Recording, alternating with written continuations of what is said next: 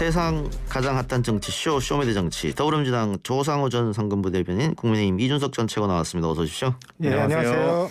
이준석 전 최고 일단 축하한다는 말씀드리고 네, 감사합니다. 예, 어제 개표하면서 저희랑 전화 통화했었는데 네. 약간 감정이 좀 북받친 것 같던데. 예. 사실 뭐 오랜만에 승리이기도 하고요. 기본적으로 이게 있어요. 저도 이기는 선거들에 참여해봤지만은 그때는 계급장이 소위쯤 됐던 것 같은데 예. 이번엔 그래도 사단장 정도 역할을 한 것 같아가지고 개인적으로도 의미가 있는 선거였습니다. 예, 조상호 네. 전 상근부 대변인 제가 들어올 때 조금 놀렸습니다만 반대로 오랜만에 패배예요. 예, 아주 오랜만에 패배한 것. 예, 정말 이제 국민의힘이 그 대한정당으로서 국민들이 인식하기 시작했다라고 생각하는 점에 비춰서 좀 심각하게 생각하고 있고요. 특히 이 정도로까지 차가 벌어질지는 좀 몰랐거든요. 왜냐하면 여론조사와 유사한 방향으로 뭐 나왔다고 서울시장을 하고 있는데 특히 부산시장 선거 같은 경우는 기존 여론조사 결과보다도 더 많은 표차로 벌어진 것 같아서 그런 부분을 아주 심각하게 받아들이고 있습니다. 민주당이 더 우려되는 것은 지금까지는 60대 이상 고연령층은 국민의힘, 네. 2050 젊은 층은 민주당, 네. 뭐 이런 공식이었단 말이에요. 예. 그래서 미래는 민주당이 있다. 네네. 20대가 되면 앞으로 50년을 더 투표해야 되니까. 그렇죠. 그런데 이번 선거 20대가 다 돌아섰단 말이에요. 예, 그 20대가 돌아섰다는 표현이 정확한 것 같아요. 예. 보통 우리는 보면 지지층이 이렇게 어떤 스윙보트로 표심을 바꾸지는 않을 것이다라고 생각을 했는데 실제로 이번에 나타난 선거 결과, 뭐 여론조사 결과 등을 보면 20대 표심 자체가 변경된 것으로 해석될 수 있는 것들이 너무 많이 보이고 있거든요. 예. 그래서 이런 부분에서 우리가 저는 이게 뭐 일각에서는 뭐 오만과 독선에 따른 결과다 이렇게 평가하고 있는데 저는 그렇게 보지는 않고요. 이거는 어떻게 보면 20대에게 이건 부동산 정책에서 심리적으로 절망감을 안겨준 그런 어떤 무능과 그다음에 또 우리 안에 있는 혹시 모를 그 위선들 그런 부분들을 적절하게 제어하지 못하거나 미리 차단하지 못했던 그런 부분에서 20대들이 다시 우리에게 묻는 것 같아요. 뭐냐면 과연 너희들이 그 상대당의 잘못을 지적하고 있는데 과연 그 지적할 자격이 있느냐. 예, 그런 부분들을 느끼는 결과라서 어떻게든 이런 부분에서 20대 마음을 돌리기 위해서 많은 준비를 해야 될 것으로 보입니다. 자, 이전 최고 반대로 20대 특히 20대 남성의 득표율을 보면 60대 이상 고연령층보다 훨씬 많은 사람들이 국민의힘에 표를 몰아줬어요. 예. 이거는 그동안 하태경, 이준석이 굉장히 공을 많이 들였었는데 그런 효과가 조금 나타났다 이렇게 보세요? 그 젊은 세대한테 그쪽 얘기를 들어보면은 공을 많이 들였다 이전에 애초에 관심을 가지는 게 하태경, 이준석이 밖에 없었다라는 얘기를 많이 하죠. 왜냐하면 지금까지 선거 영역이 있어가지고 그 젠더 문제라는 거는 거의 불가촉의 영역으로 여겨졌었어요. 예. 왜냐하면 이 지난 우리나라 역사 중에서 상당한 기간 동안 여성은 실제로 약자였고 소수자였던 적도 있고 그리고 사회 유리장벽에 갇혀 있던 적도 있었는데 그게 지금 이제 50대 60상 주류 그 정치인들의 인식이에요. 그런데 반대로 20대 30대에 해당한 유권자들은 사실 그런 차별이나 아니면 이런 그것을 겪어보지 않은 세대거든요. 그러니까 남성으로서 혜택을 그렇죠. 넌 남자니까 혜택을 받았다 이렇게 못 느껴보는 거죠. 그렇죠. 네. 그런데 이제 그게 분기점이 이제 82년생 김지영이라는 책이 이제 있었는데 그게 사실 분기점이 될 수가 있었던 게 제가 85년생이거든요. 예. 근데 82년생 김지영이 있던 내용 중에 상당 부분은 저한테도 해당이 안 되는 또는 저도 동생이 있지만 그 여동생한테도 해당이 안 되는 내용들이었거든요. 그러니까 그 전후가 완전히 달라지는데 요즘 들어가지고 옛날에 뭐 50대 60대 생각하는 것처럼 공부를 하려고 하는데 넌 여자라서 공부하면 안 돼. 아니면 밥을 먹는데 너는 여자니까 이 반찬 먹으면 안 돼. 이런 걸 겪어본 사람이 얼마나 되겠습니까? 그건 거의 없다 보거든요. 그런 상황 속에서 이 젠더 문제를 불가촉의 영역으로 놓고 또 때로는 성역화하는 것에 대해 가지고 20대에서 좀 다른 움직임이 있었다. 이걸 정치권이 포착해야 되는데 제가 오늘 아침부터 그냥 방송 켜놓고 그냥 배경음악처럼 듣고 있었거든요. 20대 지지율이 이번에 국민의힘이 약진한 이유가 뭐냐 분석하는데 그 종편 패널 아저씨들 나와가지고 다 이상한 소리예요 보면은. 예, 하나만 한 소리도 많이 하시죠. 부동산 때문에 실망했다. 아니 20대 초반이 부동산 문제에 대해서 관심이 많겠습니까? 젠더 문제에 대해서 관심이 많겠습니까? 그러니까 저는 진단부터 제대로 해야 이들의 울분을 풀어낼 수 있다 생각하고 이번을 계기로 해서 민주당도 적극적으로 이 부분에 대해서 관심을 가졌으면 좋겠습니다.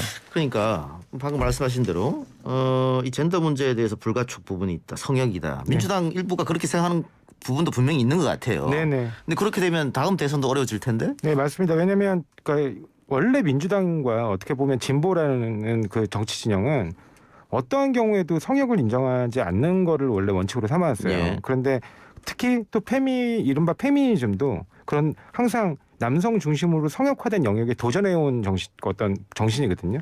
근데 최근 들어 페미니즘에서 일부 이제 극단적인 움직임들을 보면 그냥 페미니즘에서의 여성 우선 그날 성역화하는 측면이 있다는데 저도 동감을 합니다. 그래서 그런 부분으로 이제 그 당이 어느 한쪽으로 쏠릴 문제가 아니라 이제는 어느 영역에서건 성역이 존재하지 않는 누구에게도 평등하고 누구에게도 공정하게 다시 어떤 부분에 있어서 문제가 발생하면 그 문제에서 실제로 어떤 문제가 있었는지 그걸 자유롭게 성적 영역과 관계없이 비판하거나 들여다볼 수 있는 그런 부분에 대한 문화를 만들어 나가기 위해서 민주당도 좀 노력해야 된다고 생각합니다. 그 부동산 이야기 하셨으니까 20, 30대 젊은 층이 부동산 때문에 돌아선 경우 그 케이스는 뭐 가격이 너무 급등해서 이런 것보다는 네, 지금 민주당 정책이 진입 장벽을 막아버렸거든요. 네 맞습니다. 서울에 15억 이상은 대출 10원도 안 나오게 이렇게 그렇게 되다 보니까 젊은 층에서 기득권들은 이미 부자가 됐고 네. 사다리를 걷어차 버린 거 아니냐 그런 불만이에요. 그 부분도 좀 조정이 필요할 것 같긴 한데요. 예, 맞습니다. 제가 아까 말씀드렸던 것처럼 심리적 절망감을 줬다 그랬거든요. 그러니까 실제로 그분들이 뭐 20대 같은 경우는 뭐 부동산을 취득하기는 실제로 어려운 나이잖아요. 예. 근데 과연 우리에게 그런 미래가 있는가? 지금 기득권들이 갖고 있는 그 기득권을 우리가 그 나이가 됐을 때 과연 누릴 수 있는가? 그 부분에 대해서 절망감이 느껴졌기 때문이라는 걸로 저는 표현하고 싶었는데, 그러니까 그런 부분에서 아까 말씀하신 것처럼 여러 진입 장벽들을 더 해소하는 그런 절차를 진행해야 될 거고, 그다음에 지나치게 지금 부동산 특히 주택의 경우엔 의식주의 하나로서 필수적인 어떻게 보면 자산이거든요. 근데 이런 부분에 대한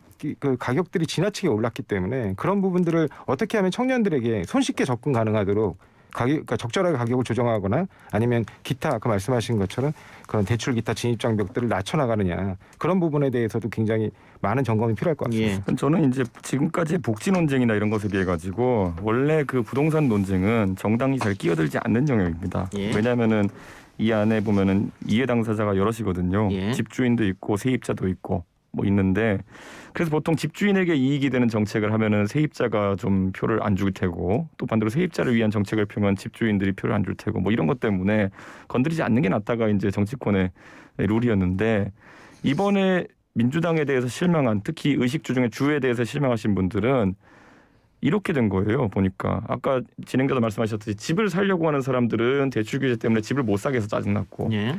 세입자는 월세 전세가 올라가가지고 짜증났고 그다음에 집주인들은 공시지가랑 세금이 올라가서 짜증났고 그러니까 의식주 문제에 있어서 주에 대해 가지고 거의 생각할 수 있는 모든 주체가 짜증이 난 상태입니다. 그렇기 때문에 어떤 특정한 정책 때문이 아니라 그 의식주 중에 주에 대한 정부 여당의 총체적 실패를 이번에 좀 심판하는 것이 아닌가 그런 생각이 듭니다. 자, 대선이 이제 11개월밖에 안 남았기 때문에 이제 사실은 오늘부터 대선 레이스가 시작됐다 이렇게 볼 수도 있을 것 같은데요. 그 민주당이 180석 석권하고 나서 이해찬 대표가 가장 먼저 이야기한 게 열린 우리당을 생각하자 뭐 이런 거였습니다. 오만하거나 자만하지 말자. 그 국민의힘도 아마 그 생각이 있을 것 같아요. 우리가 잘해서 과연 표를 얻었는가. 자칫 또 자만하거나 오만하면 다시 돌아갈 수 있다. 그런 자성의 목소리도 또 나오는 것 같던데요. 당 안에서. 실제로 저희 입장에서는 그 이번 선거가 어떤 선거의 데자뷰가 되었으면 좋겠는가에 대한 얘기가 많았었는데요. 원래 이제 여론조사 격차가 10% 15% 이렇게 난다고 보도가 나왔을 때도 그 이것이 2006년도에 강금실 대 오세훈 선거의 재판이 될 것이냐 아니면 한명숙 대 오세훈 선거의 재판이 될 것이냐 여기에 따라서 여권이 겪는 지형 변화도 큽니다. 그때 2006년의 선거를 보면은 강금실이라는 상당히 인기 있고 또 전도 유망한 정치인이 나왔음에도 불구하고 61대 27로 이겼거든요. 오세훈 시장이. 그러니까 그랬기 때문에 그 당시에도 집권 4년 차에 부동산 정책 실패로 욕먹고 있던 열린우리당은 그걸 극복하지 못하고 당이 깨져버립니다. 그래가지고 1년 뒤에 대선에서 대통합민주신당이라는 걸 만들어가지고 정동영 후보가 나와서 또 지거든요. 대선에서. 그러니까 그런 상황을 만들기 위해서는 이번 선거에서 전력을 다해야 된다라는 얘기가 많았던 것이고 저는 이번에 여권이 그 실패를 되돌아보면서 어떤 움직임을 보이는지 좀 예의주시하려고 합니다. 아까 말했던 것처럼 20대 지지율이 거의 뭐 20대 남자에 있어가지고 민주당을 좋아하는 사람이 없다 할 정도로까지 돌아서게 된 계기가 무엇인지 이걸 잘 분석한다면은 대선에서 새로운 모습이 나올 것이고 안 그러면은 저는 열린우리당 사태를 재현시킬 수밖에 없다 이런 생각을 합니다. 예. 자, 방금 말씀 잘 해주셨는데 지금 민주당이 당 지도가 총사퇴했고 뭐 당연한 수순으로 보이고요. 네. 예. 근데 도종환 의원이 비대위원장을 맡았는데 네. 친문 중진으로 개파를 따지면 불리잖아요. 네네. 근데 지금까지 당의 헤게모니를 잡았던 사람들이 네. 어쨌든 최고 지도자 쪽에 있어가지고 선거를 치러서 졌다. 네. 근데 다시 비대위원장을 친문 중진이 앉는다. 이거는 이게 좀 갸우뚱할 수도 있을 것 같은데요. 뭐 그렇게 생각하실 수도 네. 있겠지만 현재 지금 이 도종환 비대위원장 같은 경우는 아주 임시적인 자리예요. 그러니까 바로 다음 주 금요일 그러니까 4월 16일이죠. 4월 16일 날 새로운 원내대표 선출 전까지 맡게 되는 비대위원장입니다. 그래서 지금 그 비대위 체제가 그렇게 오래 갈 게 아니고 그다음에 실제로 비대위원들은 다 초선 중심으로 짰거든요. 진용을. 그래서 그런 부분 고려해 보시면 이게 뭐 어떤 특정 계파를 배려한다거나 그런 의미가 아니고 그냥 안정적으로 그 다산의 경험을 갖고 있는 의원에게 짧은 한 일주일여 기간 동안 비대위원장 자리를 맡긴 것이다. 그렇게 좀 봐주시면 될 것 같습니다. 예, 국민의힘 전신 정당들이 친이계 친박계 싸우다가 혹은 친박이니 반박이니 뭐 비박이니 이렇게 하다가 망한 전력이 있기 때문에 네네. 아마 민주당도 개파 싸움만큼은 안 된다. 네. 그걸 한번 생각하고 있겠죠. 당연히 그렇습니다. 그리고 지금 그래서 당대표 선거도 뭐 상징적인 수준으로는 보이지만 어쨌든 5월 9일에서 5월 2일로 일주일을 당겼거든요. 그래서 당대표 선거를 통해서 빨리 당대표를 선출하고 비대위 체제가 아닌 정상적인 체제로 당이 모든 걸 잊고 지금까지 우리가 그 국민들께 실망감을 보였던 부분들을 하나하나 차례차례 극복해 나가고 그래서 대선을 준비하자. 그런 의미로 지금 이런 향후 일정을 잡은 겁니다. 정확히 10년 전에 똑같은 일이 있었거든요. 예. 2011년 10월 26일 날 그 오세훈 시장의 사태로 벌어진 보궐선거에서 그 당시에 나경원 후보가 패합니다.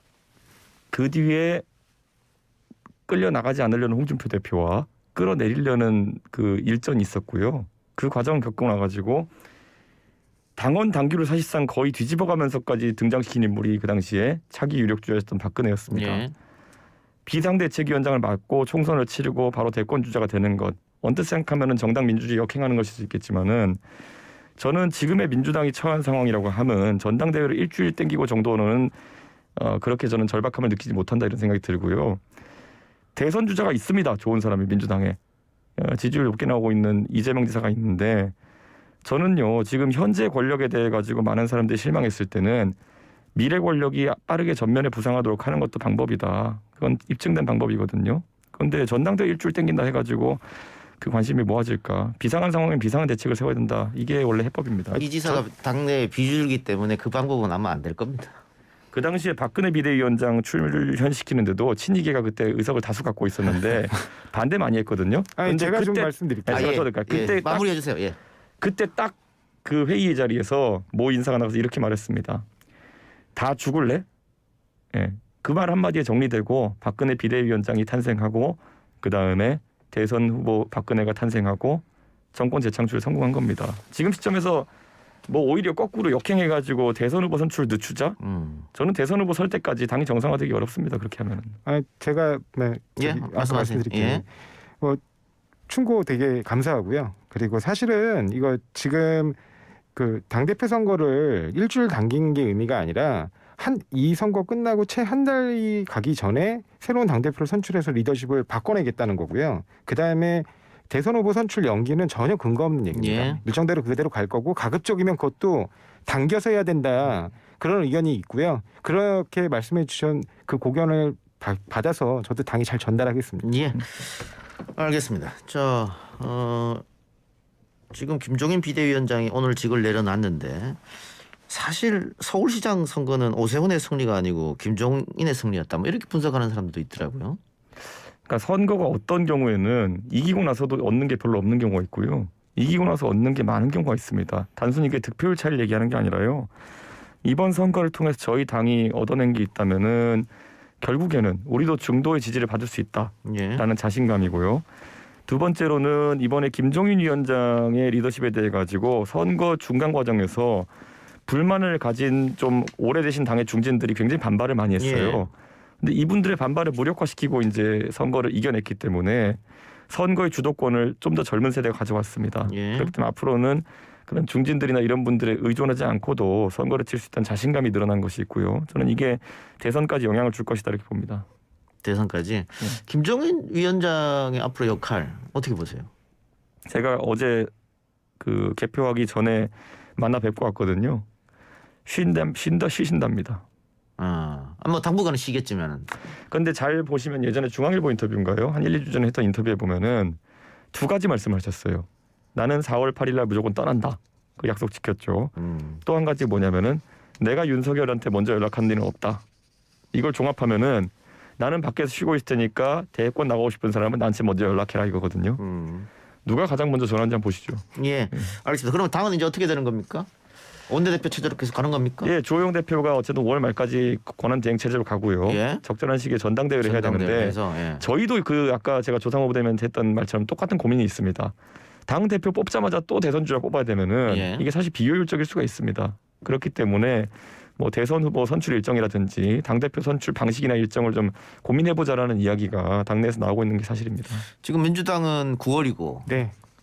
국민의힘은 12월로 예정돼 있죠. 저희는 최대한 늦추는 게 원래 저희 당의 그 방법론인데 예. 거기다 이번에는 저희가 또 윤석열 총장이나 안철수 대표의 거취에 따라 가지고 이번 서울시장 선거처럼 또 뭐 단일 후보를 내는 과정, 이 단일화든지 합당이든지 여러 가지 정치적 이벤트가 있을 수 있기 때문에 최대한 유동적으로 가져가려고 하고 있습니다. 홍준표 의원의 복당은 어떻게 돼요? 오늘자로 홍준표 대표께서 입장 내신 걸 보면은 김종인 대단하다 이렇게 말씀하셨거든요. 네. 제가 그래서 홍준표 대표가 참 솔직해서 참 좋고요. 예. 그렇게 말씀해 주시니까 오히려 당내에서도 지난 선거 과정에서 홍 대표가 뭐 다소 좀 오해 살 만한 말씀하신 것들에 대해서 또 눈 녹듯이 녹아내리는 분위기도 있습니다. 다만 이건 뭐 당내 구성원들의 의견이 모여야 되는 것이니까요. 차차 진행할 걸로 보입니다. 예. 안철수 대표의 역할은 어떻게 되느냐. 서울시 공동운영 이야기를 벌써 해버려가지고 과연 근데 권력을 나눌 수가 있겠느냐 이런 회의감도 좀 들긴 하는데. 저는 뭐 안철수 대표와 오세훈 시장의 정책이 크게 차이 나는 부분이 없기 때문에 공동 운영이라는 건 사실상 선언적 의미고 저는 안 대표께서도 오 시장의 뜻에 상당히 좀 동의를 많이 해주실 거다 이런 생각을 하고요. 뭐 사실 서울시장이 1년 임기인데 소위 말하는 공동정부라는 것이 자리를 나누는 형태가 너무 이렇게 구체적으로 진행된다고 하면은 시민들이 저러려고 이제 단일화했나 이런 얘기를 할 수도 있기 때문에 저는 이번에 안 대표께서 그 선거 과정에 열심히 참여하신 그것에 대한 기여도는 다르게 평가받을 기회가 충분히 많다.